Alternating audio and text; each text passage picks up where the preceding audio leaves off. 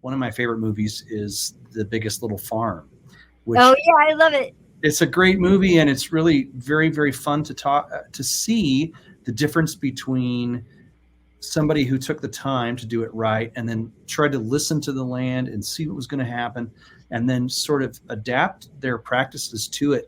Do you, as you kind of have studied this, how practical is this? Because one of the arguments that my cousin, who sprays his stuff all over the time, he says, well, industrialized farming is the only way to go because that's we would never be able to feed the world without doing that. So when you've studied this, what are your thoughts in relationship to if everybody did sort of the biggest little farm compared to this industrialized agriculture, how would we do it? Okay, well, let me tell you before how we would do it, because it's really individual to everybody's location, what they're wanting to grow, their soil type. So it's very individual. But regarding the biggest little farm, I got to meet the farmer, and he said this was so fascinating. We had a lot of fires a couple of years ago. What he said is, because this was now after the movie had been made, right? So he's showing the movie, but now this fire had happened in between the movie being made and him talking. And what he said is, when the fires came, all the farms around him, which were conventional farms, Yep. got burnt. Their crops got burnt. A lot of the farmland got burnt. Their soil had water. They didn't get burnt.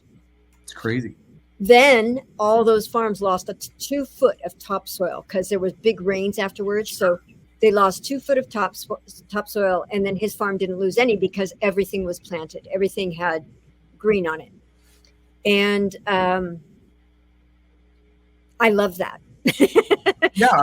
All these conventional farmers were telling him that after that happened, when they saw that his farm was fine, the fire didn't get on the farm, the fire couldn't go.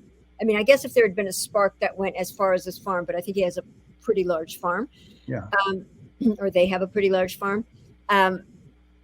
Just nothing happened. And then they had, with all the rainwater, they also had built a, I forget what it's called, but it's where the water stays underground. A cistern type of thing. Yeah, it was a cistern, but it was not really a cistern, but it was a whole underground water thing. Maybe it's called a cistern. Yeah, aquifer or something like that. Yeah. And so then when there was the drought after the rains, his farm didn't get the drought. So his neighbors were all coming over. Can you show us what to do?